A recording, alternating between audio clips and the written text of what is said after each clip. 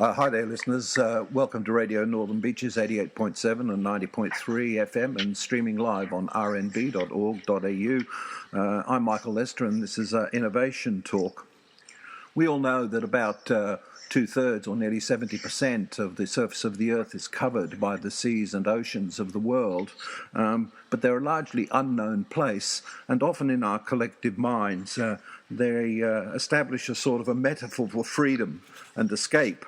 And yet, as our guest today will be telling us, there are few places on the planet that are as lawless as the high seas, and the rare rules that do apply are murky and are minimally enforced.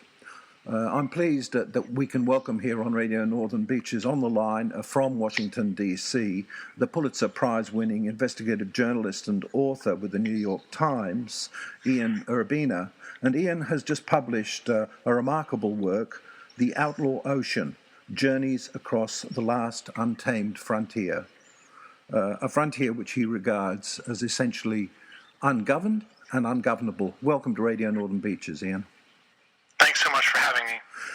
Ian, what motivated you to write this book and to spend, as I know you did, 3 years travelling the world, gathering the stories, and a couple of years in addition writing it up, a 5-year project? What was the motivation? What were the problems and opportunities you perceived?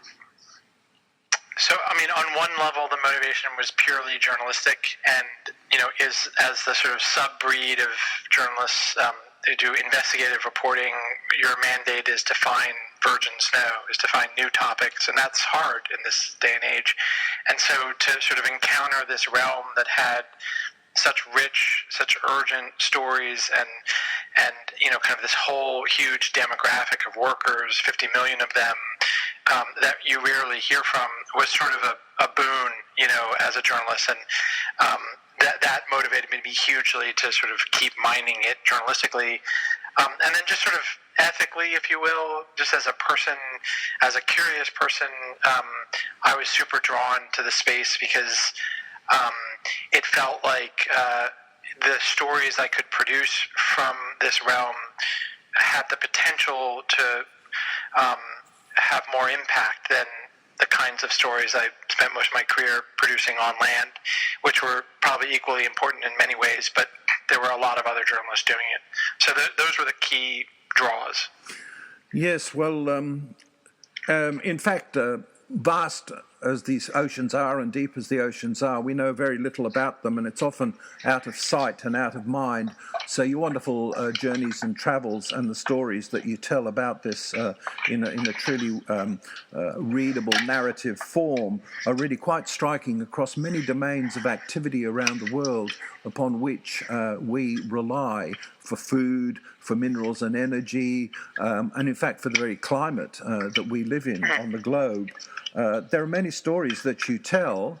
Perhaps you can start by telling us briefly about one of the main stories that you tell. In fact, I think it's the first story, or maybe the second story, about piracy and the way that piracy and the violation of human rights goes criminally neglected by the people of the world. Yeah, I think there was a sort of strand of stories that were all in the realm of abuses, sort of human rights and labor abuses, and in the subcategory of egregious violence, committed against largely deckhands, who work these mostly fishing vessels, more often the case of the stories I was looking at than merchant vessels or cargo ships. So one story had us go to, us being my photographer, a guy named Fabio Nascimento, Brazilian, go to Somalia and specifically to a breakaway state called Puntland, which is literally the horn of Africa, that points at Yemen. And this breakaway state is, if Somalia is lawless, and this is, kind of beyond the realm of lawless, it's really unchecked. And we wanted to take a look at an effort there to patrol the waters along that horn, and local officials who were trying to impose some sort of rule over foreign fishing vessels coming in and raiding the waters and taking them elsewhere.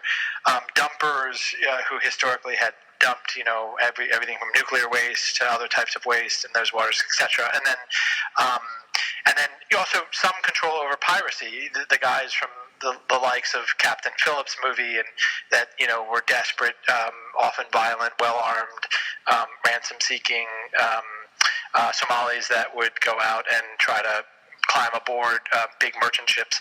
We went there. We aimed at telling one story. We ended up getting in a bit of a bind in which we realized that the story wasn't really about local authorities wanting to impose some sort of rule, but actually the true story that we saw was local authorities seemed to be very complicit in some really egregious behavior that was going on a fleet of Thai ships that were anchored near Puntland at the time. And so we began investigating that, much to our peril, I guess you'd say, and we fell out of favor with local authorities, and we ended up kind of getting stranded in Puntland. And we got the story, and obviously we got out in one piece, but it got a bit hairy. Yes, indeed. In fact, I think one of the interesting features of that series of stories, to my reading, was the way that governments themselves, who may well be aware of what's going on, often close to their domains, actually, at the end of the day, don't seem very empowered to do anything very much. And I think you present a fascinating investigation of how, in the absence of government, on the one hand, there was an encouragement of private security services and arming of vessels on the seas, and then subsequently this policy was stepped back from. Can you share with listeners that story of government role and privateering? Yeah, I mean, if you look at the Somali piracy thing, topically, in a historical context, it's really interesting in the way that you alluded to. Number one, historically, governments and modern nation states have wanted to maintain control over who is allowed to have weapons, right? And on the water, that has certainly been true. And generally speaking, the guys that are allowed to have weapons and use them are navies, right, and coast guards. And the other folks are discouraged. In fact, it's even illegal through much of time for private vessels to have weapons. And if they have them, they really shouldn't make that known or use them often. Okay, so there was a general discouragement of the private arming of citizens on the water. And then Somali piracy happened. And what happened was it became very quickly clear that no single country had the interest, the finance, or the capabilities, even the naval capabilities, to fix the problem and stop these guys from stopping huge ships. And so the shipping industry was getting pretty battered financially by the piracy issue, and the ransoms were going up, and the frequency was going up, and it was causing traffic to have to divert, which got really expensive, and all these things. So the industry in general thought, oh, wow, we've got a problem here, and the governments don't seem to be willing or able to do anything about it. What then happened were two things. One, there was an unusual synergy, a pretty hopeful one, and proof that, when countries want to do something, they can.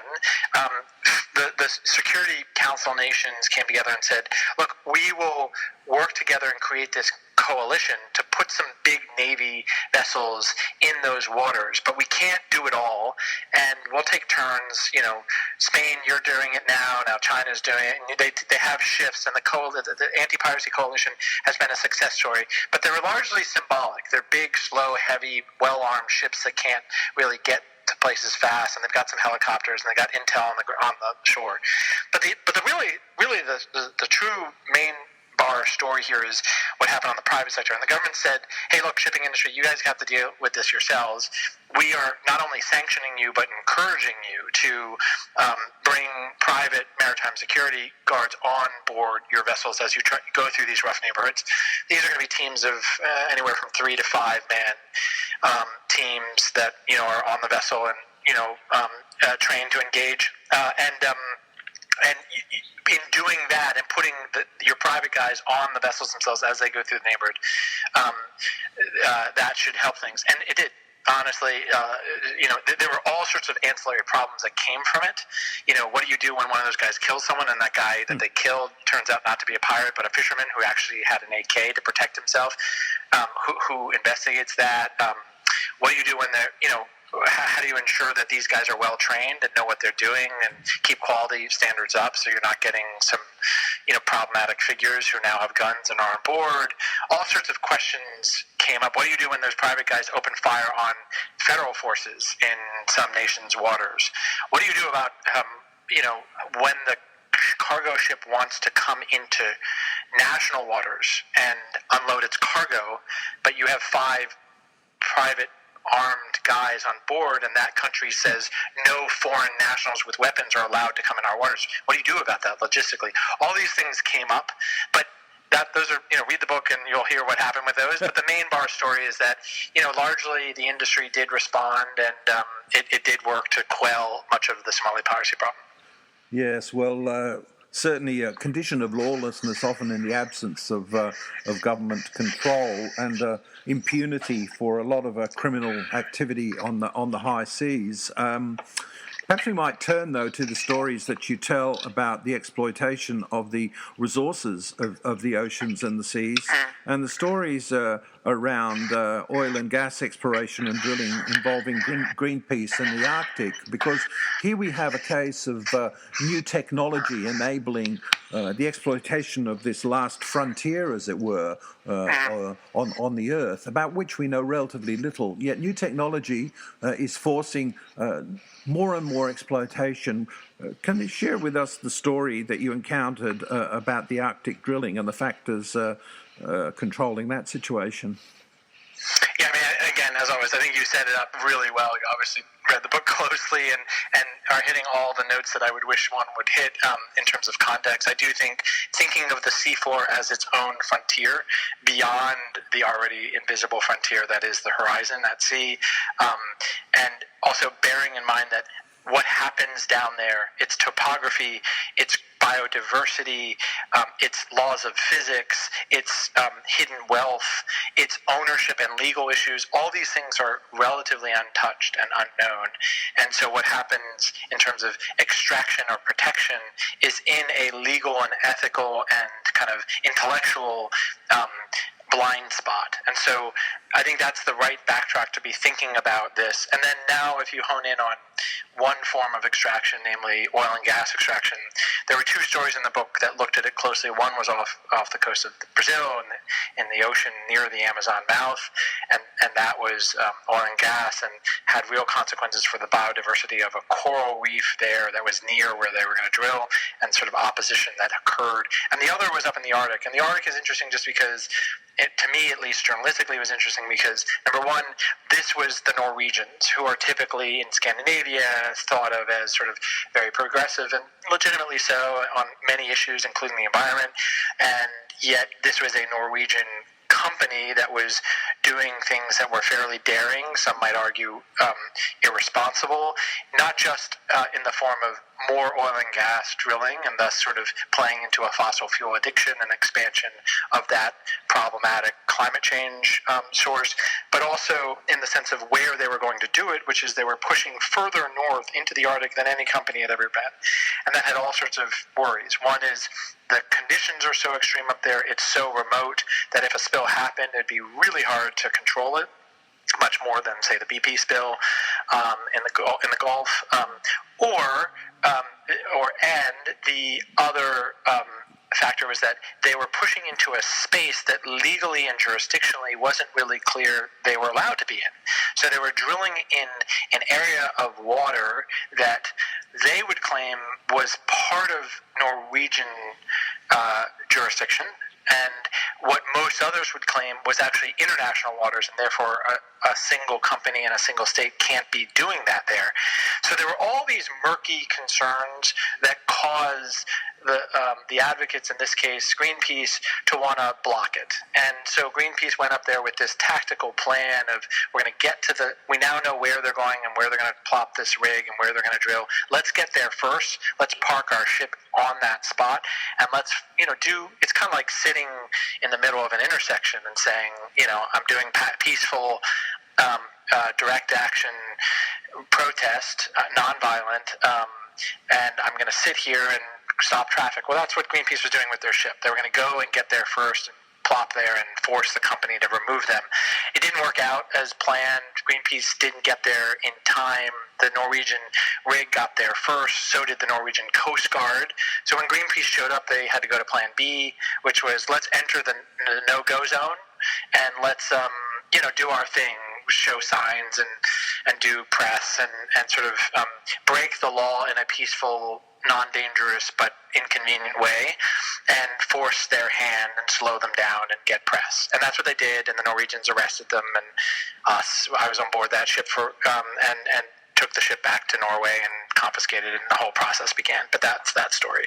Yeah, I'm Michael Lester on Radio Northern Beaches, and I'm talking with Ian Urbina, all the way from stateside here, listeners, about his marvellous new book, The Outlaw Ocean, Journeys Across the Last Untamed Frontier.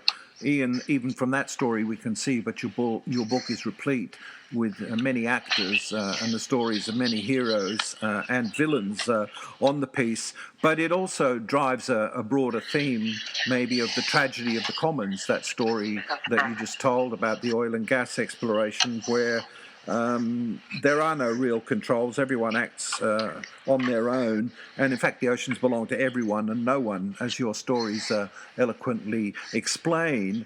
Technology is also a big driver of what's happening in the oil and gas case, but also in the case of deep-sea mineral rare earth exploitation.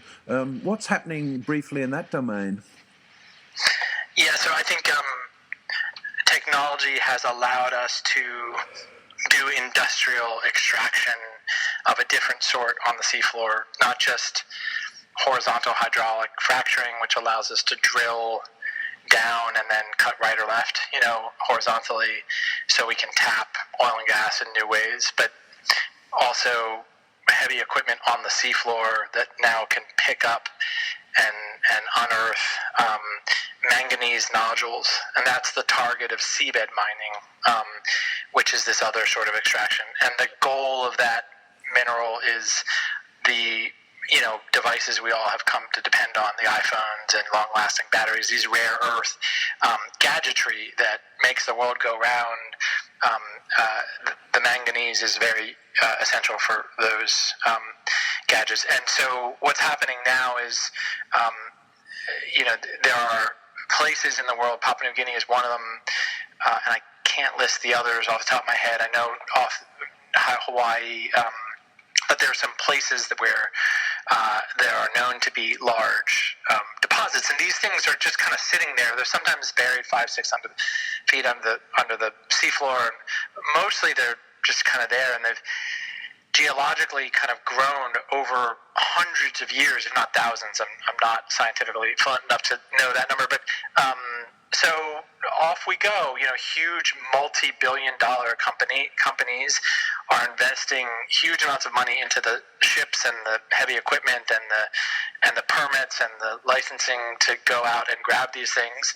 And the worry is that when you do send the heavy equipment down there, it is entering a very fragile place that's replete in biodiversity about which we know very little, including, hey, maybe this little wormy thing has the cure for COVID, and maybe that thing over there has the cure for cancer, and who knows? Or maybe they're just worthy in and of their own, for their own sake, and they can't help us humans. But either way, we don't really know what's down there and how vulnerable or durable they are. And we're sending heavy equipment down there, and that heavy equipment is going to be kicking up all sorts of soil and burying things that weren't buried and unburying things that were, as it goes for these nodules. And that really worries scientists hugely, and is causing for a bit of a pushback among the advocate and scientific community that are trying to put some brakes on the energy industry that's seeking, or the the extraction, mineral extraction industry that's trying to full steam ahead. Yes, well, we are remarkably and stunningly ignorant in scientific terms about the oceans and seas of the world, particularly on the high seas and the great depths. It is indeed a last frontier from that point of view in terms of knowledge and research. But I guess the question that the deep-sea mining raises is a fundamental question too, about who owns these resources. What is the legal regime if a private company or a country chooses to exploit deep sea mining? It's a bit like the space regime with the new space race, where we have private entrepreneurs launching rockets in pursuit of mineral and other wealth. But they at least have a legal regime emergent that's at least the Americans have laws passed that give them property rights. But in the case of the oceans, do we have any laws about who owns these high seas and who's responsible for them? Yeah, so the answer is there are laws that apply to national waters, and national waters are often defined as 12 or 200 miles from shore.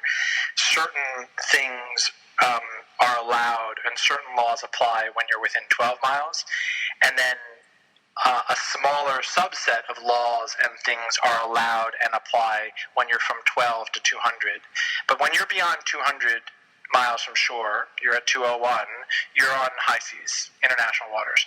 And there, when it comes to those waters, there is this strange patchwork of policy and law and diplomatic treaties that deal with one part of the elephant and something that touches another part of the elephant. So I want to lay a internet cable, and it's going to cross the high seas. Well, there's one agency that at the UN that handles that, one body of rules that apply, and certain casts of players. Most of them highly opaque. That if I said as a journalist, "Hey, I want to see the minutes of the meeting that allowed that company to lay a cable on this public territory that's called high seas," I couldn't get access to them.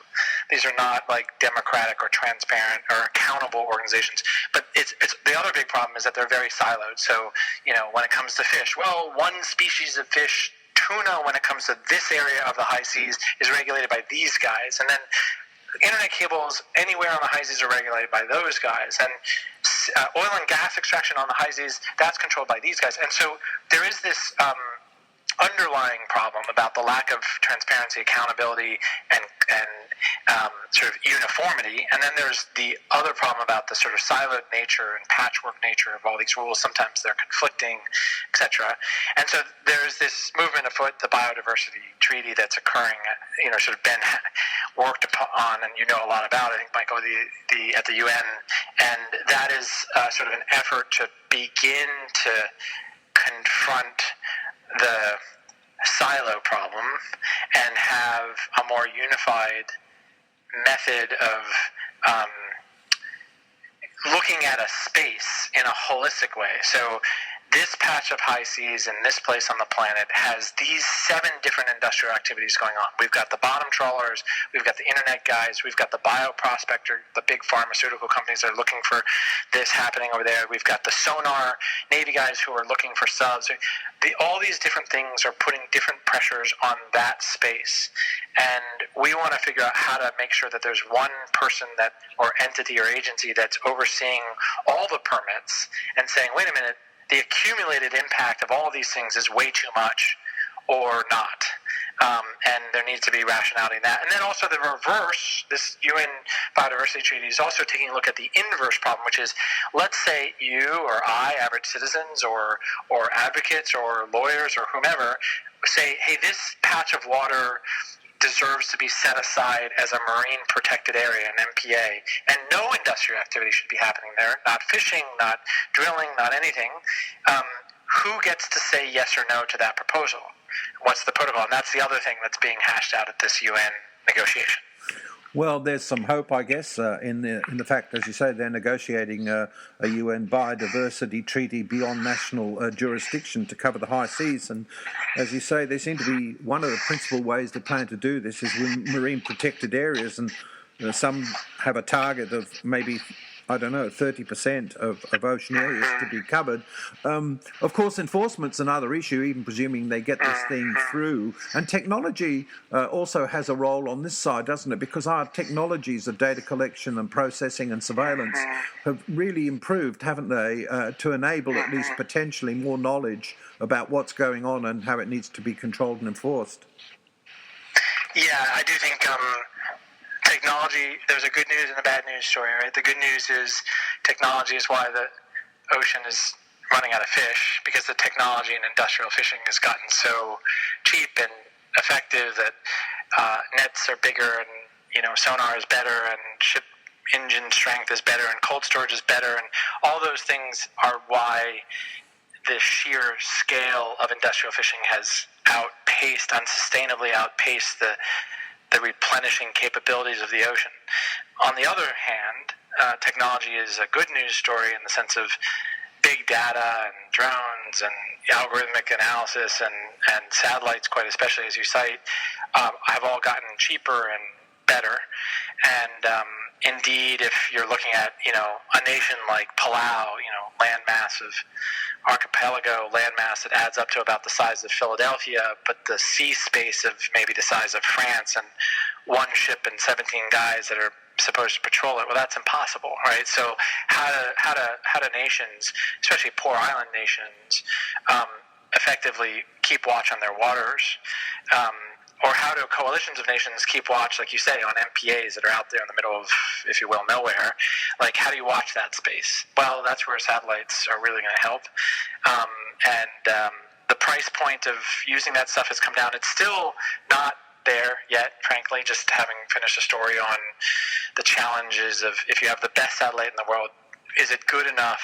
Is it timed? Is the intel coming in real time enough? Is it accessible enough? Is it even legally viable in a court of law as evidence for proof of illegal fishing, etc.? All these things, we're not there yet, but it's moving. Things are moving in that direction. Well, for sure. Ian, as we move to close very briefly, I wonder if we might close by noting that you have moved on from your journalistic and authorial career, and you've established a not-for-profit, is that right, under the name of the Outlaw Ocean, which has its website, oceanoutlaw.com, I'd imagine. So you're becoming more of an activist in this space, are you? I hate saying no to such smart and generous interviewers as you, but I'll say a full no here, if only because, no in the sense, yes in the sense that I have moved from the New York Times outside the New York Times, but no in the sense of activist journalists. So I'm full on 100% still a journalist, and the nonprofit is a journalistic organization that's doing the reporting for the sake of publishing it in respected journalistic venues. So I still abide by those rules, and those rules forbid me from being an activist. But the journalism I do has a mission. It's like it did at the New York Times. It's to inform the public of problems that need to be solved, and then hopefully the activists and policymakers do something about it. But yes, it's theoutlawocean.com, and I'm doing the same journalism, and then just publishing them in more venues than I was previously.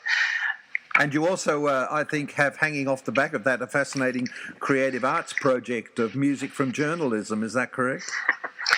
It is. It's how can I do it efficiently? It is a weird, project that has been immensely fun and is helping to support the journalism. In short, it's musicians from around the world, including Australia, are making music inspired by the book and the reporting, but also using sounds from the reporting itself. And then we together publish the album with them.